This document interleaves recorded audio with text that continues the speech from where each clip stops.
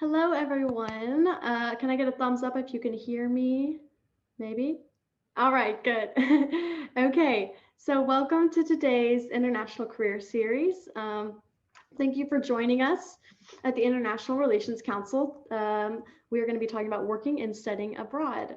The International Career Series is designed to help you explore different international career paths, whether you're graduating and entering the job market, looking for a change, or just curious. You'll soon hear from an individual who can share their work in an international field and offer insight into their own educational background, career path, intricacies of the field, and recommendations for your own path.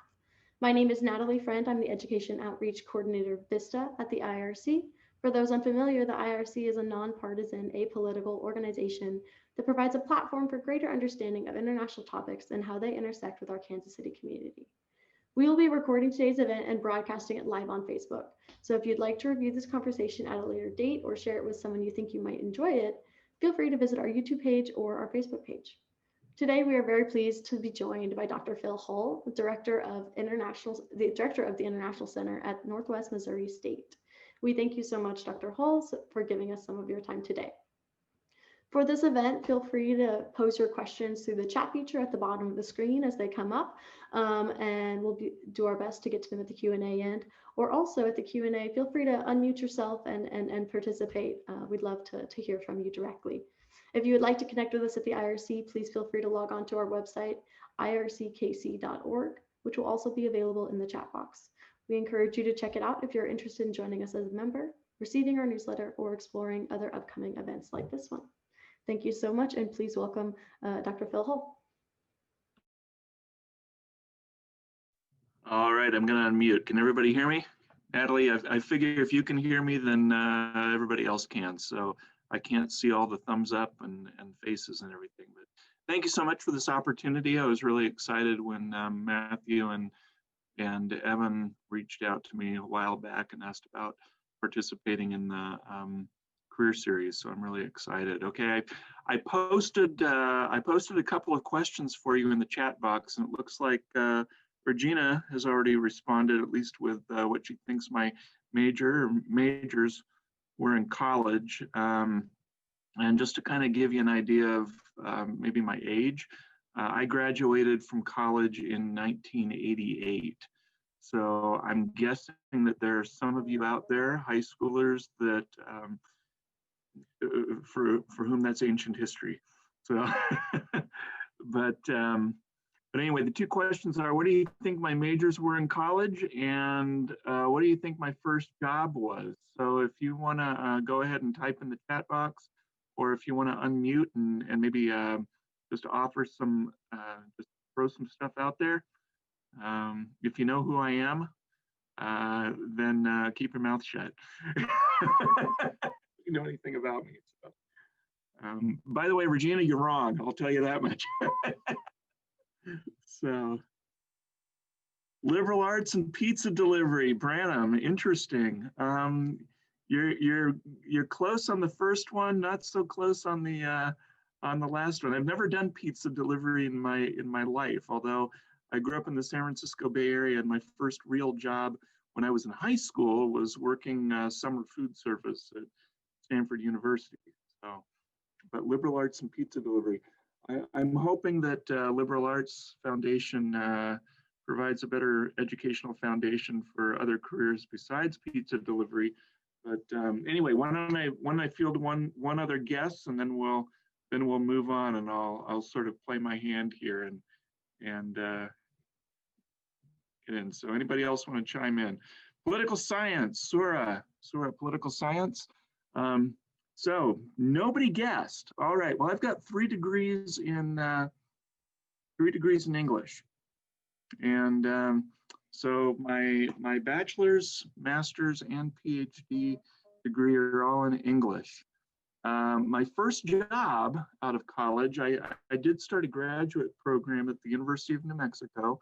Wasn't quite ready for that step. I was there for about 2 months and decided to quit and head back to Iowa, which was where the state where I got my undergrad degree in, and eventually got a job working for a life insurance company in their investment department. So that proves that you can you don't have to take any business classes, and yet you can have a career in business if you so desire. But I quickly realized that I was not cut out for the business world. Certainly was not cut out for investments.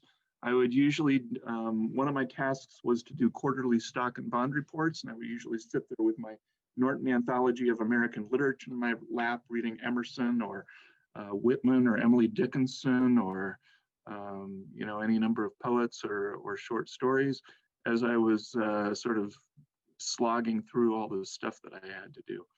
And so that for me was a signal that I should probably, go into something that has maybe for me more fulfillment and certainly a lot less of a livable income.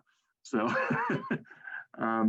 but I have taught, and my areas of specialty are American and Great Plains literature.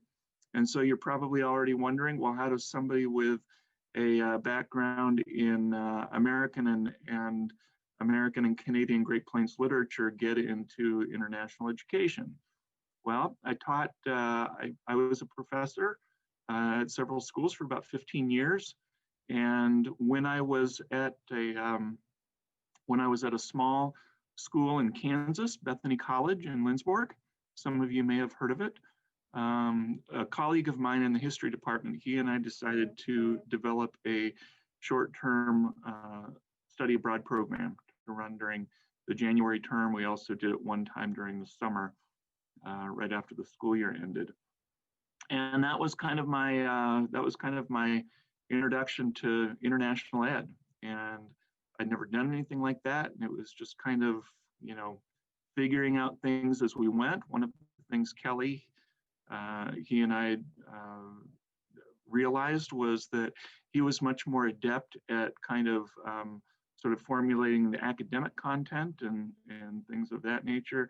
And I really liked getting into the nitty gritty, and I didn't have any problem, booking the flights, booking the hotels, and all that stuff, the nuts and bolts of making sure that we actually had a roof over our heads temporarily while we were traipsing around Europe. So that's, and then when I was at Bethany for about 6 or 7 years, and then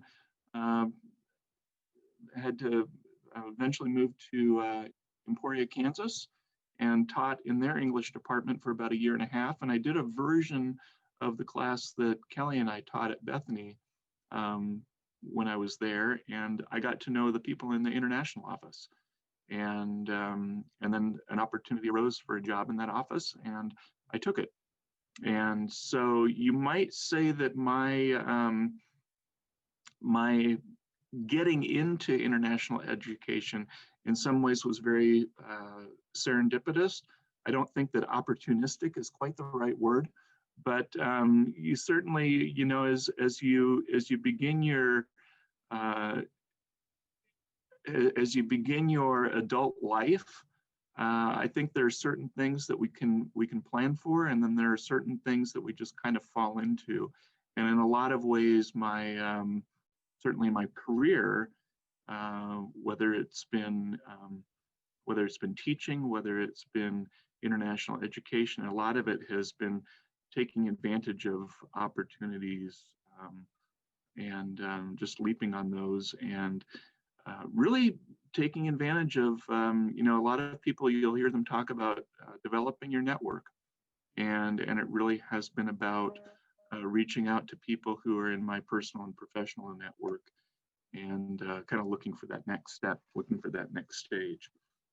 In some ways, I would be considered what would be called a little bit more old school in terms of my entry into international education. And now, one of the things that you will find in international ed, whether you're talking about study abroad, international student and scholar services, TESOL or ESL instruction, any of those things, recruitment, they have degrees for those now. People can actually get degrees at the undergraduate and certainly the master's and PhD level where they are specializing in the different areas of international education. Some of my mentors, and then certainly people my age, I'm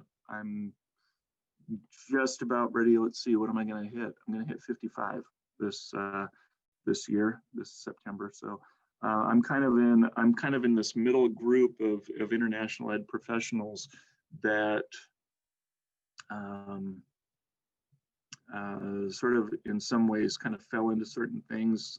People before me, it was a new field, very nascent field, and they just kind of grew into it. And a lot of people were in academic departments, and there was a need for somebody to become an expert in recruitment or learning how to get students over here with their applications, visas, things like that. And now it's probably a little bit more of an industry, both on the study abroad side, the sending students out, as well as the international recruitment side, bringing students in. Let's see, but over my career, my time in international education has now just barely eclipsed my time as an English professor. So I've been in international ed over 15 years now, and I've been in a lot of different roles. I've done some things in international student and scholar services. Majority of my work has been in study abroad as a study abroad coordinator, a study abroad director, served in the director role at a school in Winona, Minnesota, St. Mary's University of Minnesota. I was the director of study abroad at the University of Central Missouri. And then after the University of Central Missouri, I then came to Northwest Missouri State, where I currently am, as the international recruiter. And I will say that I really did not have much recruitment experience when I got the job here. But again, it depended on my knowing people. I got involved. I was very involved in the Study Missouri organization, statewide organization. I was involved in several statewide study abroad consortia, groups of institutions that came together, and we shared some study abroad programs among our institutions, SLU, UCM, Truman, Northwest, and a few others, where we kind of pool our students so we get enough students to make it kind of a going thing. And then I was in the recruitment role for about 4 years, and then more recently, within the last 2 to 2.5 years, I became the director at Northwest. So now I help manage the study abroad side. I still do a lot of recruitment.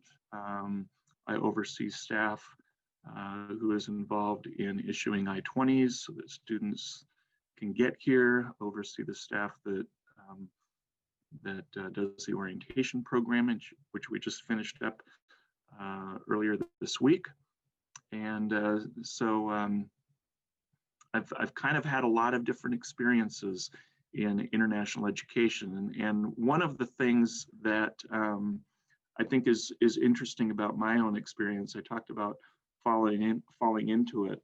A lot of times when you see younger professionals, so those of you who are currently in high school, maybe you're in university and you're thinking about this as a field, one of the things that really helps as a piece on your resume is studying abroad or having your own kind of international experience while you are in high school, either doing a high school exchange or else certainly doing a study abroad program, whether it's a short-term faculty-led program or shorter-term summer program, or even a semester or a year abroad.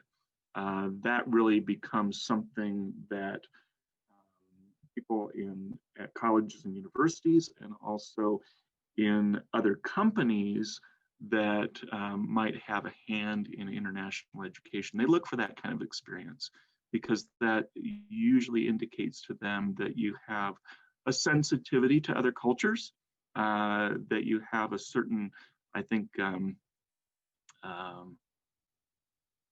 understanding that there is a wider world outside of Missouri and Kansas, outside of the United States, and that there are other opinions that are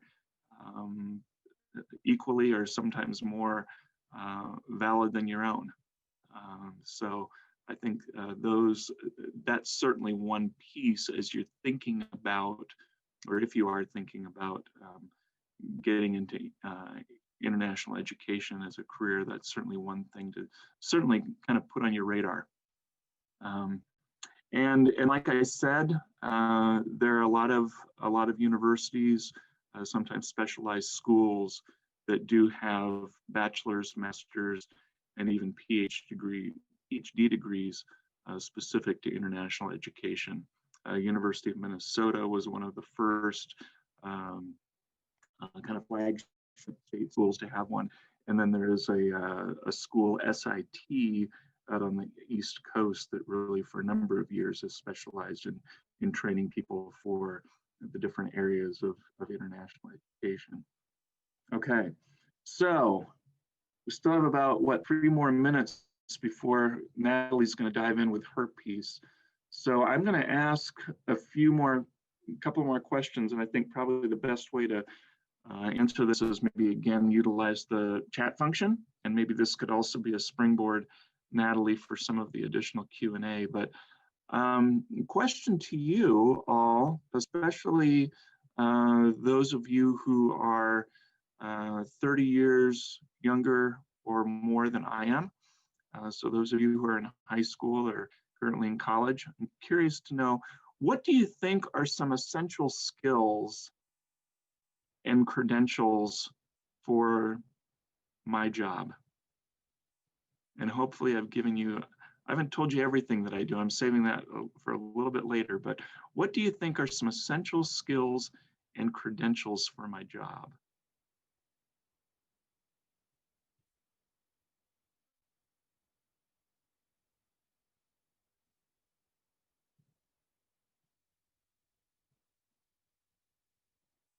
For example, do you think I need to know a foreign language, several foreign languages?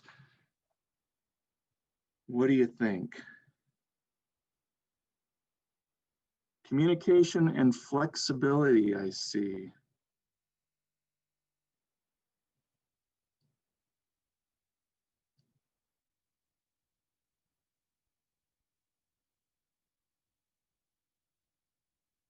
Natalie is feeding me things, so I think she's pulling stuff from Facebook or else from the Q&A. So we've got communication, flexibility. What else? Anything else?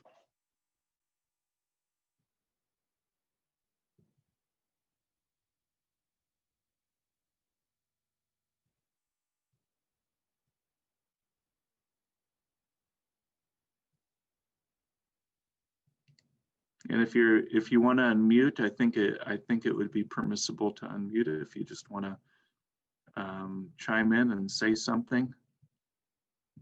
Certainly go a lot faster than typing things in. And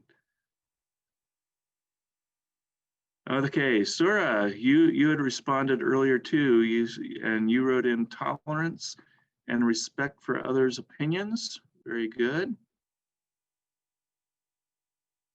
I think what's interesting is so far what the two responses really seem to be more what are often referred to as soft skills, rather than, okay, I need to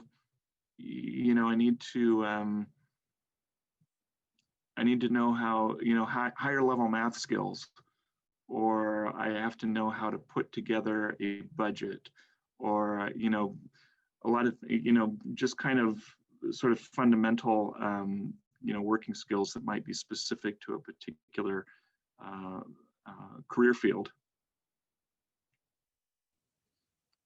Communication, flexibility, tolerance, respect for others' opinions.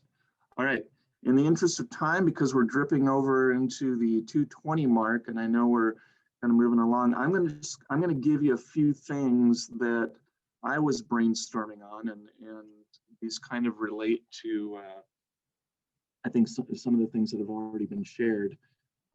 But I wrote down patience. I wrote down creativity.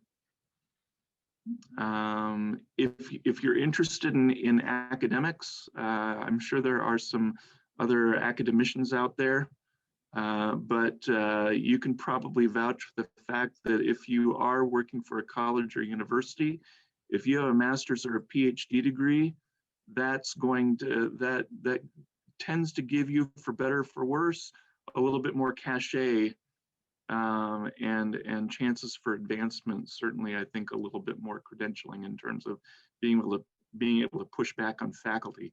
I think one of my advantages, and I think if there are others out there who do have a PhD and work in maybe in administration or in the faculty ranks, if you kind of share that experience, you can kind of speak to both worlds. You can speak to the administrative side, you can speak to the faculty side, you can speak to the student services side. It's a little bit different dynamic than if you were to get into the private sector, for example. I think curiosity is a big one.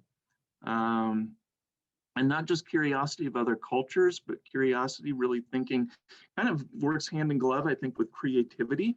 That you know, if you're gonna help move forward and really help students, you kind of, there is a lot of to use an overused phrase, thinking outside the box, and willing to take risks. I think there's some risk taking, not only in the sense of you're probably going to be involved in a lot of travel, but kind of putting yourself out there and being willing to try to muddle through sometimes communicating with people who don't share the same language. And I will let you know that I took a year of German in college. I took a year and a half of Latin in college, and I took 2 years of Spanish in high school.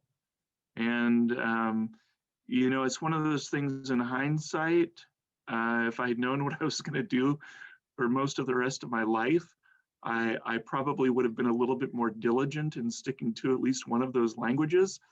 It's kind of come back to bite me in the butt. But so for all of you out there, I would say, if you started a language, keep with that.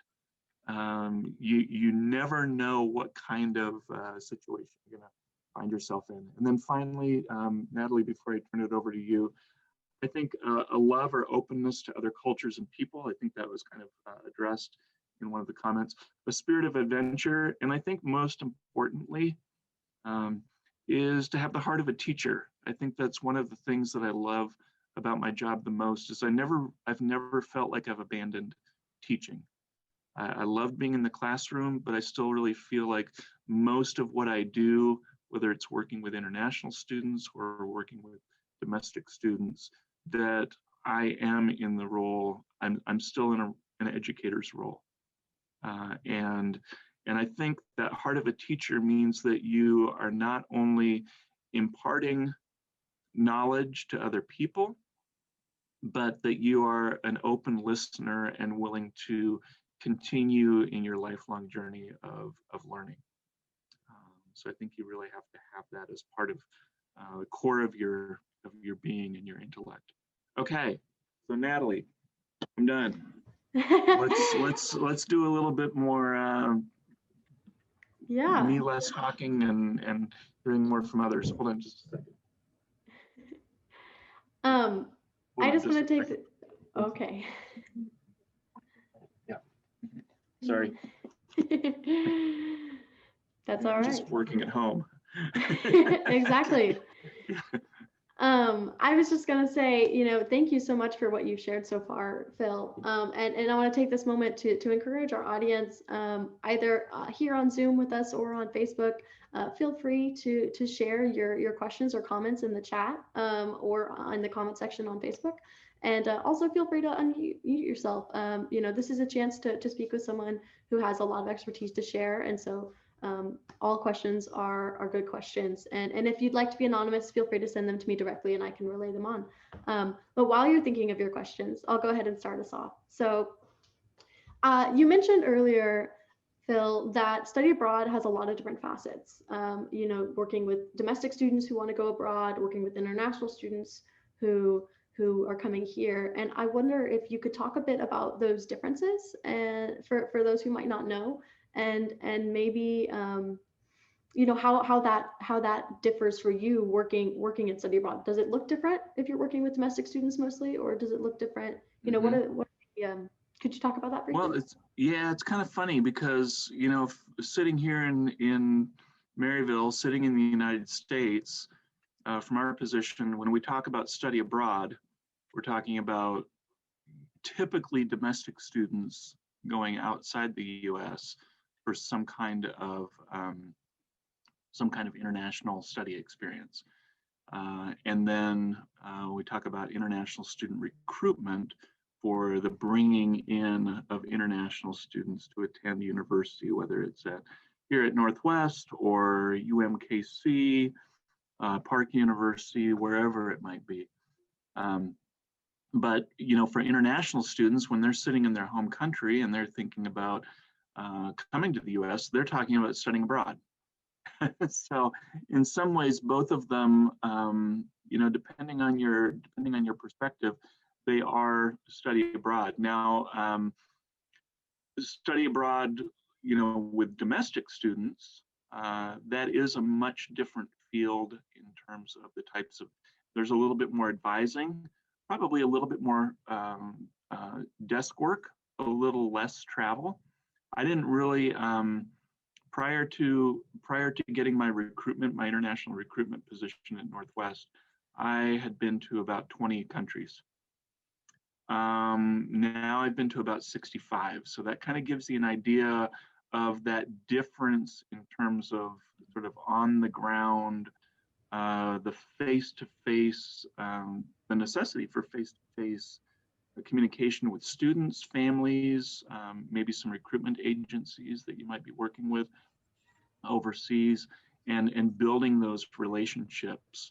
Kind of the relationship building, it happens in, I think, every facet of international education, but it is most important on the, bringing the international students in as opposed to the sending out. Yeah, absolutely. That's actually, yeah. Oh, I didn't want to interrupt, but I was just going to say, that brings me to my next question, because 60 countries, that's amazing. And Bram actually brought that up in the chat. And one of the questions that they've asked is, does your role take you to foreign countries to recruit? And so I'd love to have you talk a bit about that. I think that got answered. Yeah. And the only two continents I haven't been on are Australia and Antarctica. And I've been, all over Europe, all over Asia. And it's kind of funny because now, people might ask me, well, what's your favorite country? And it's like, well, you have a favorite or maybe two favorites on each continent.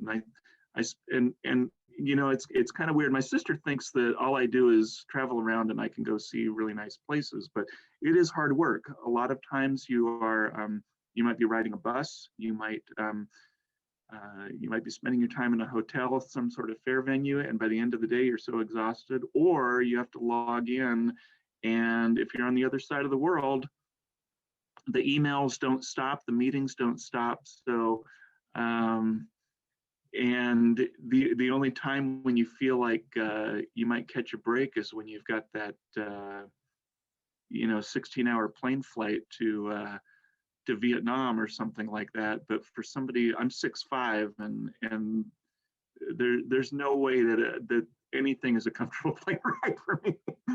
So, but yeah, Brandon, that is a good question. And you also ask about small colleges, and yes, small colleges do. I went to Luther College, which is a small liberal arts college in Northeast Iowa, and one of my good friends, John Lund up there, he runs the study abroad programs as well as does recruitment for them.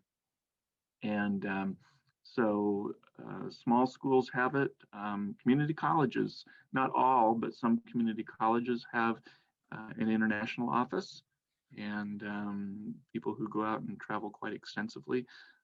So sometimes, if you're just curious who's, different places, good bet is a lot of places do.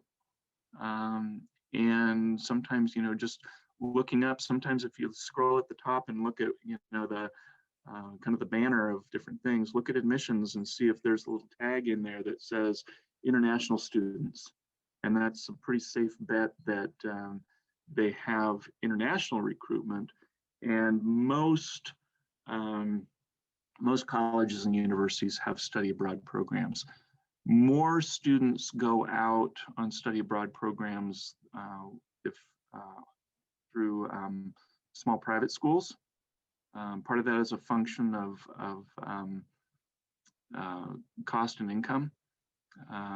Public universities, somewhat because of their size, also because of the demographic, usually the income demographic and a few other things, the percentage of students that go out tends to be lower.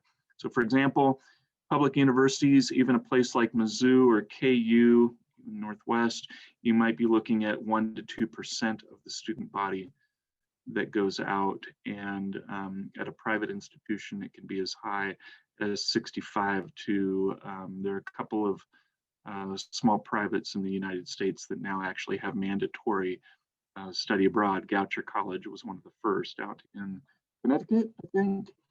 And so there you're talking about 100%. Wow, so that's really amazing. And also, just so you know, just another stat, study abroad, about 70% of the students who study abroad are female, 30% male.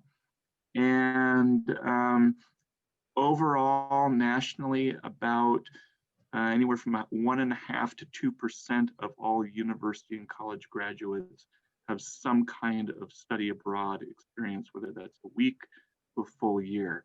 So if you have that, if you're graduating from university with that experience, that already puts you in a different level in terms of what you have on your resume and what you're able to talk about in a job interview. It also puts you in a position when you're starting to think about your career, even if you're working for a private company, that you've got that knowledge base and you've got that experience, and you can sometimes parlay that into some travel opportunities, working with maybe international clients, things like that. So that's certainly something to kind of keep back. So, I always tell students, think about study abroad as an investment.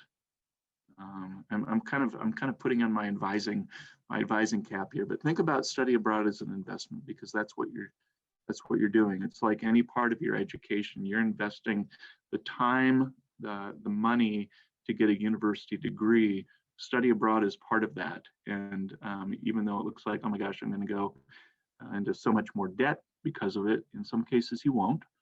But the payoff, sometimes it's hard to see what that payoff is going to be 10 to 15 years down the line, but trust me, it's going to be there.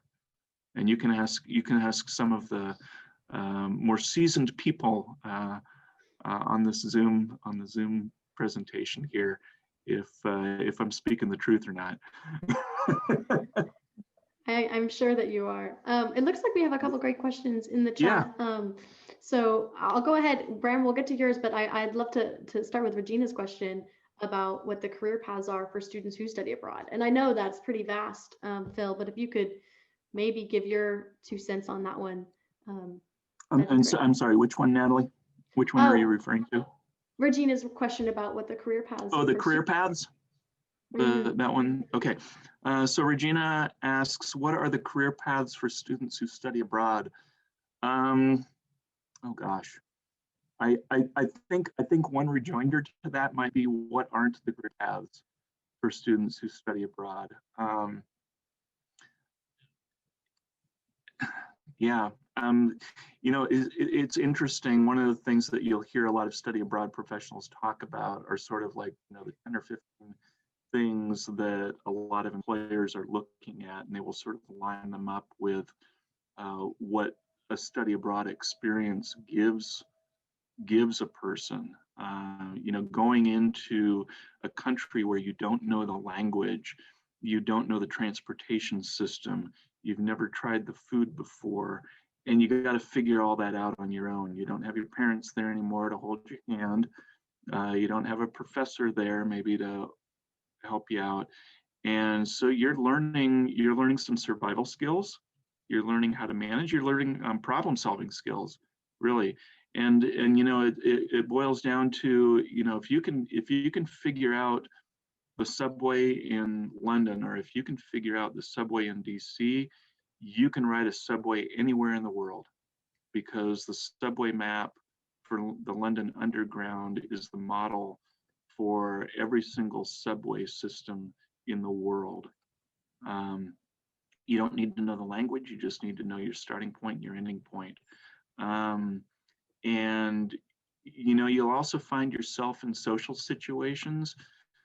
And this touches a little bit on Branham's question there. What do you do when you're abroad? Sometimes you find yourself, people will invite you out to dinner. Sometimes they will invite you, if you're lucky enough, they'll invite you into your home after you've established a working relationship with them. I've had wonderful opportunities to go into colleagues' homes in India, in Vietnam, and so those are some of the more memorable experiences. And you're not a tourist. I have had an opportunity to every once in a while do touristy things, but I think what's interesting is that you end up seeing things that a tourist doesn't or can't. But oh my gosh, Regina, getting back to your question, career paths. I think you can, if you work for a company, my experience has been in academics, and so that tends to be a little bit more narrow in that regard. But if you're interested in working for an NGO, if you're interested maybe in working for the federal government, maybe Department of State,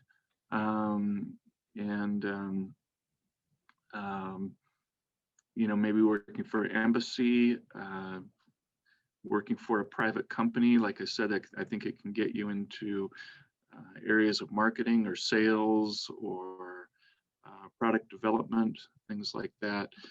And so you're also learning communication skills. You're learning sensitivity to other people's opinions. I think the comment was made respect for other opinions a little bit earlier. Yeah, tolerance and respect for others. And that's something, when you bring that into the workplace, that's very important.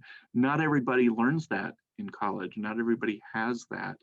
But study abroad, Regina, I think really sort of puts you in a position, and it also touches on Branham's question. I think one of the things that I actually really enjoy, one of my most favorite things about traveling abroad, is feeling uncomfortable. I'm a white male. I go to a lot of places where I am the only white male. Plus, like I said, I'm 6'5". I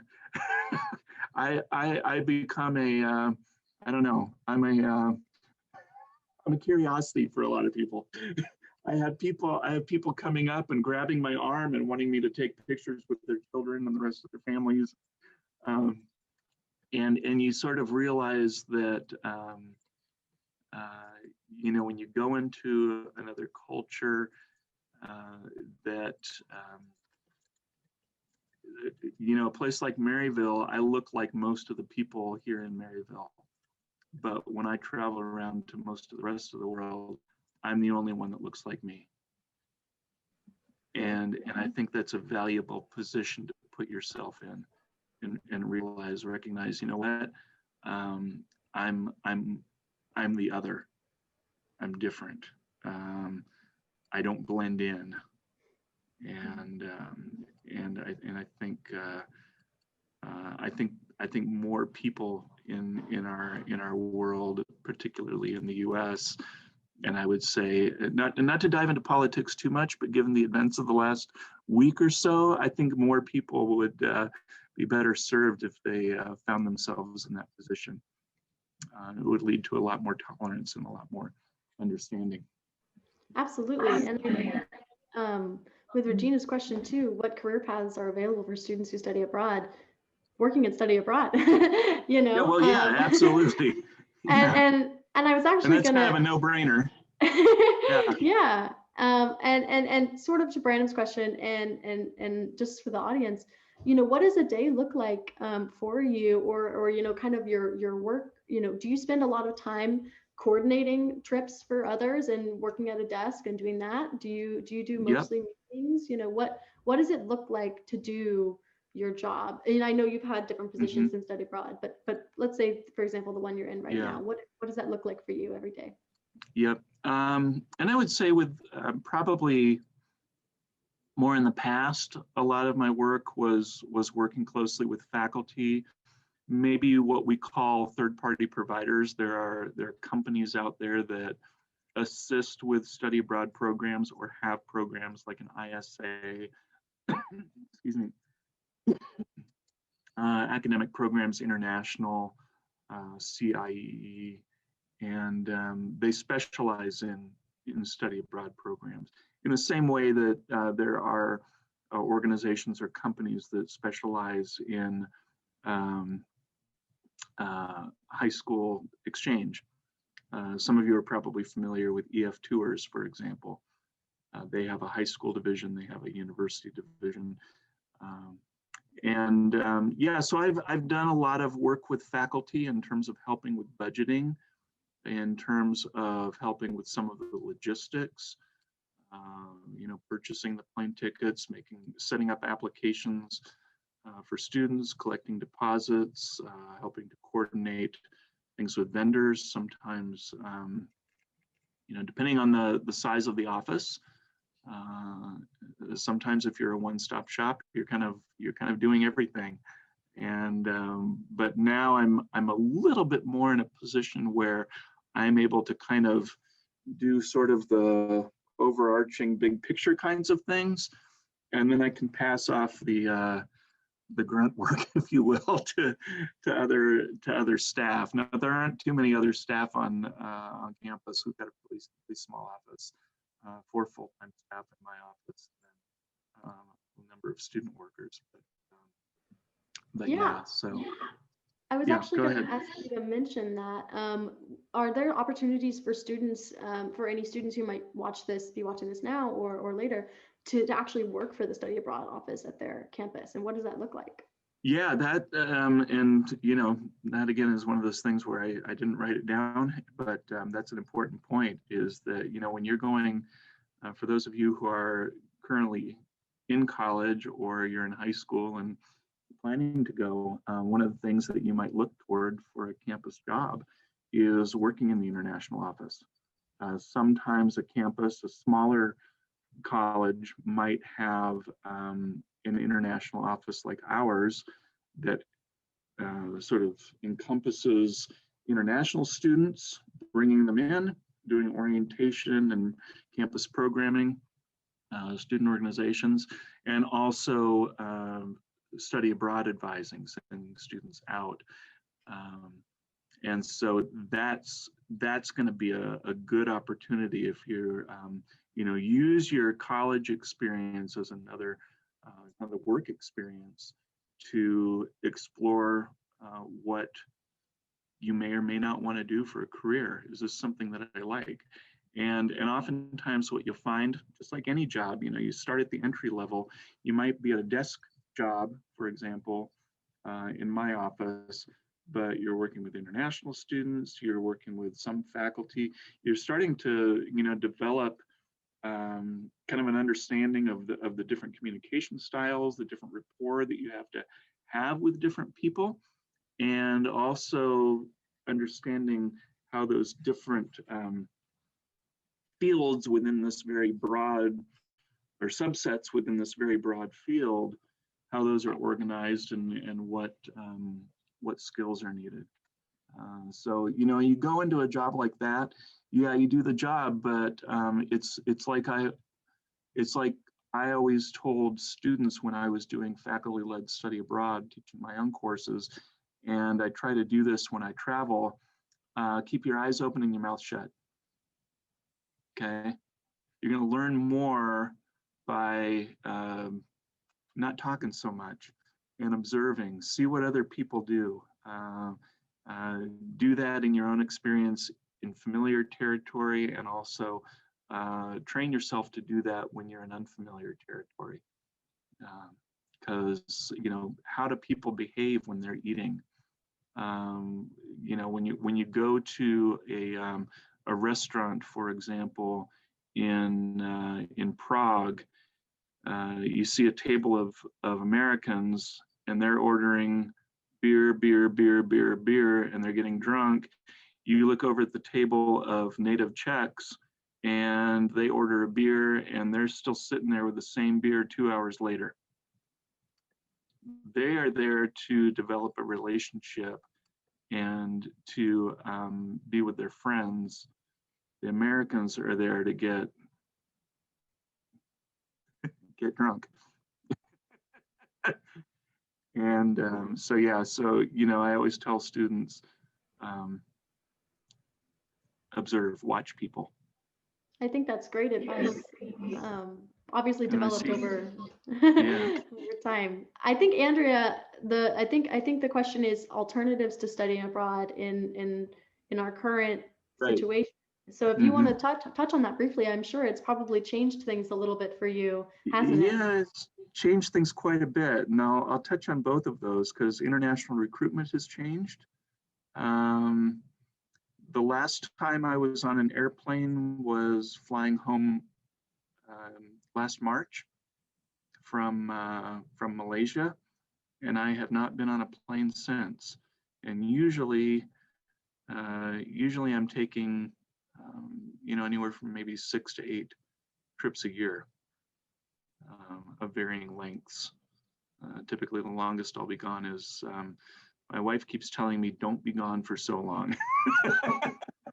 She was actually, I think she might be partially responsible for COVID because I've been grounded for about 10 months, and she's been quite happy that I'm not like home for a week and then leaving again or something. But yeah, virtual fairs are now a reality. Working with faculty to set up something like this, a Zoom session for international students, and then also study abroad programs. We had to pull students. Just about every university in the U.S. had to pull students out of the spring semester midstream and cancel summer programs, cancel fall programs. Most, probably about the middle of last semester, canceled spring programs. We made a decision a week ago to now cancel summer programs, and most schools are doing that as well. So we're looking ahead to fall. We are looking at, we've been in touch with some of our international university partners overseas. So we have, Northwest has a relationship with a number of universities where we, as part of study abroad, we send students there, they send students here, swap tuition, and we're getting applications for next fall. So we're really excited that that piece too is opening up.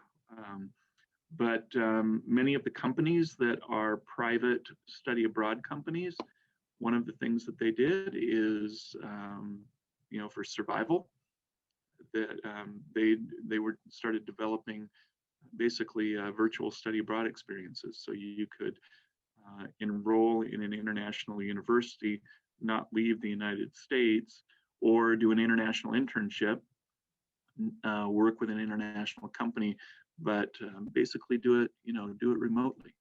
I don't think that will go away, but I think one of the challenges, certainly for recruiting, is that it lacks that piece of being able to physically get into those communities, get into those countries, really sort of muck around and, you know, be assaulted by the language, the food, the smells, the whatever.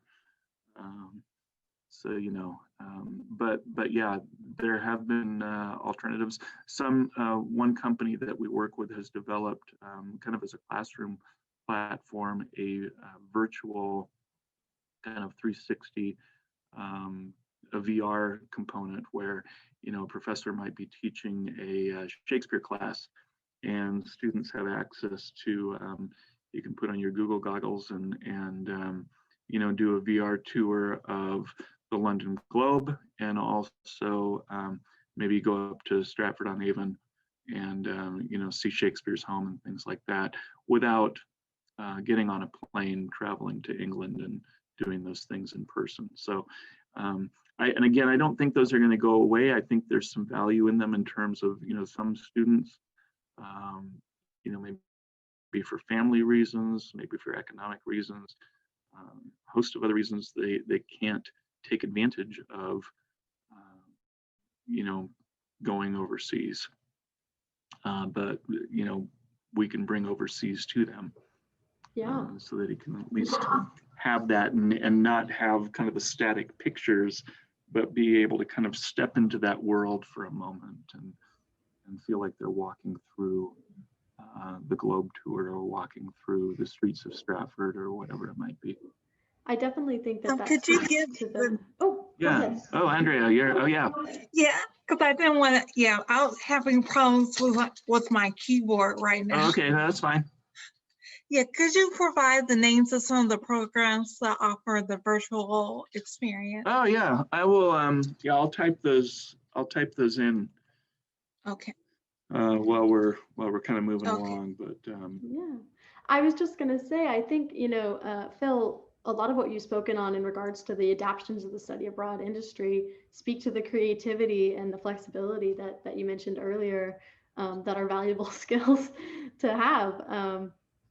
For sure.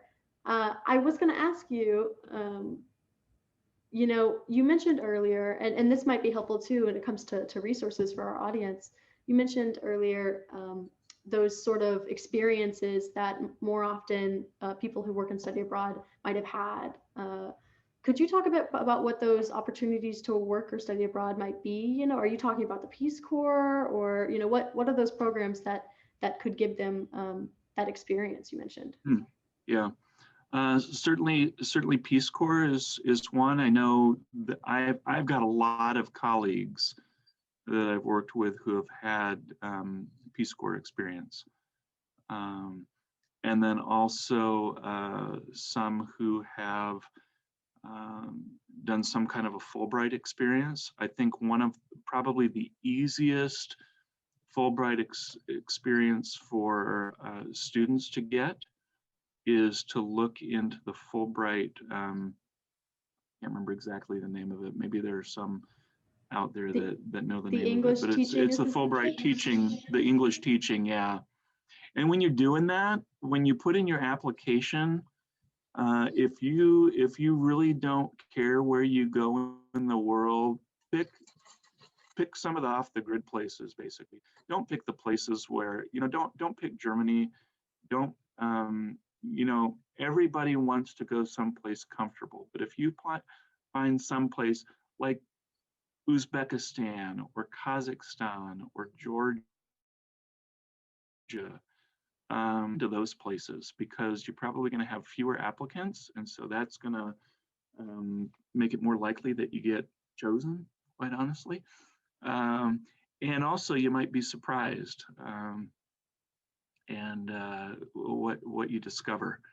Some of my favorite countries that I've visited are the ones that are the least known, or perhaps still have what I say from an American perspective, maybe a tarnished reputation.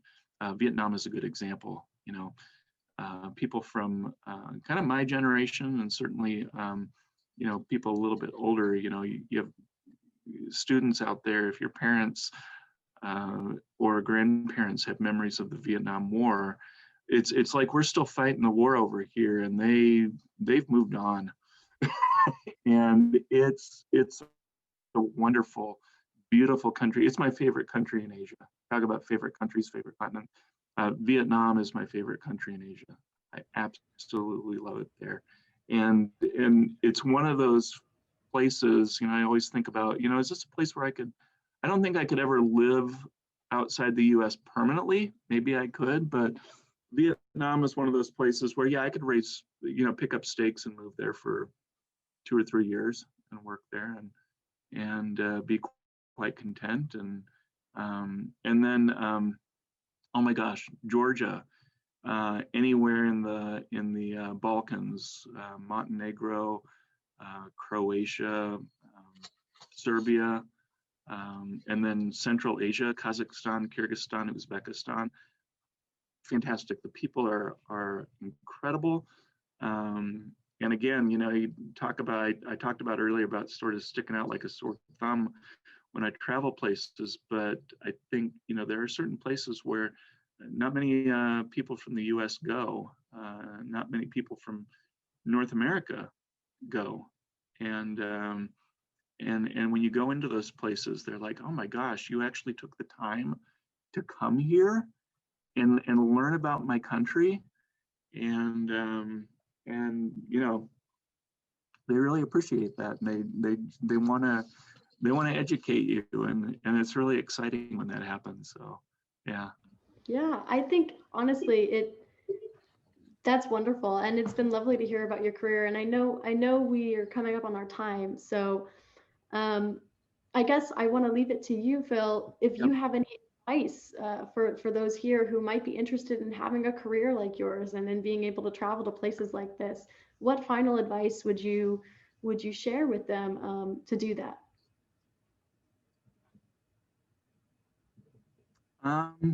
Oh gosh, that's a good question.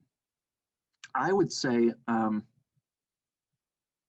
couple of things. Like I said, I mean, for the students who are in college and also in high school looking ahead, find those opportunities on campus to connect yourself in some way to international students and international experience. That doesn't just mean studying abroad.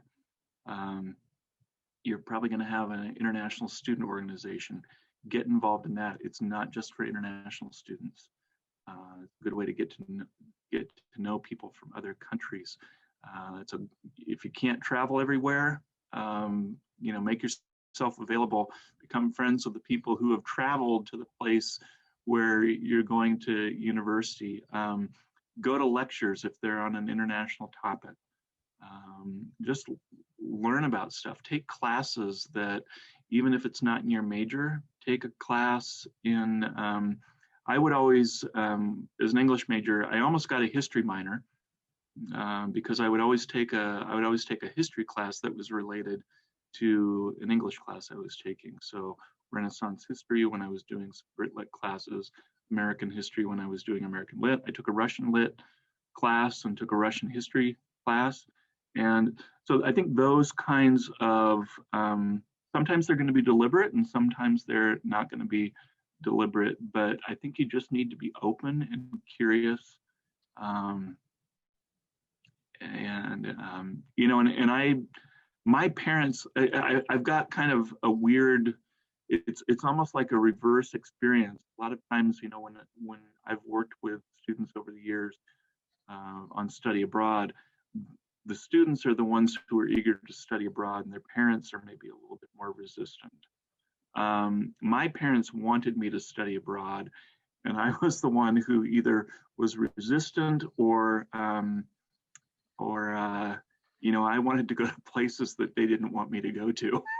So, you know, in the mid 80s, Libya wasn't exactly the best place to go. And I wanted to do an archaeological dig in Libya. And I also was interested in going to Israel to do something of the same thing, kind of Palestinian West Bank. And yeah, so, and they wanted me to go to like England.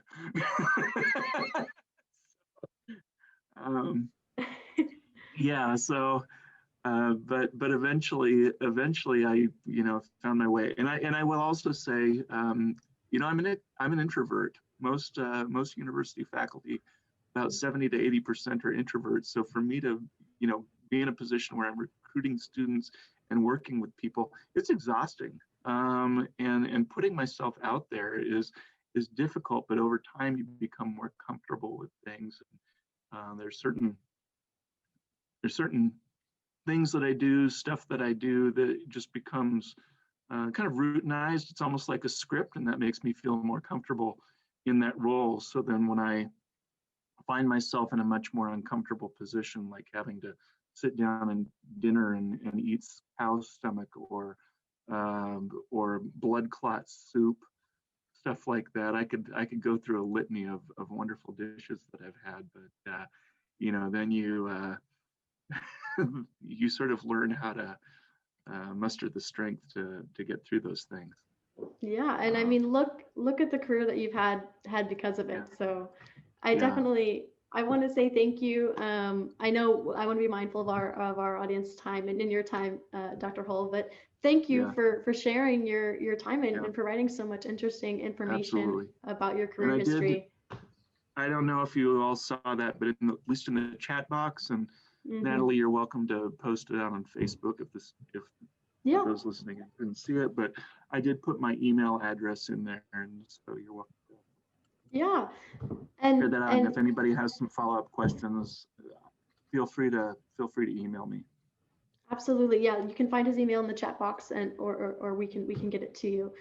If you enjoyed today's program, we encourage you to consider joining us as a member at the IRC, or making a donation by texting IRC to the number in the chat box below.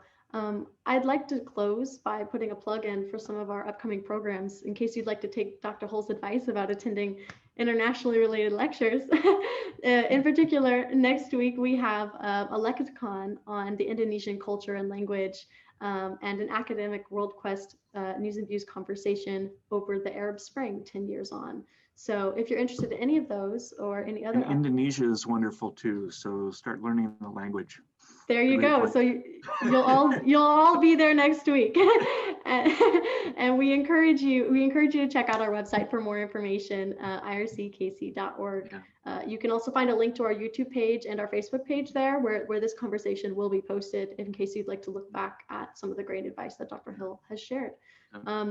With that, if I can do one last plug, I just want to say thank you again for this opportunity, and Matthew, Natalie, Evan, you all, everybody associated with IRC are doing a fantastic job, from the World Quest to the work that you're doing with high school students, and just amazing. So thanks for your work. Thanks again for the opportunity. So I hope it was at least moderately valuable for some of you out there. So I'm sure it was. It was fascinating. Well, thank you, everyone. We'll go ahead and close the program now and let everyone go. But thank you so much for joining us. All right. Please stay well. All right. Bye-bye.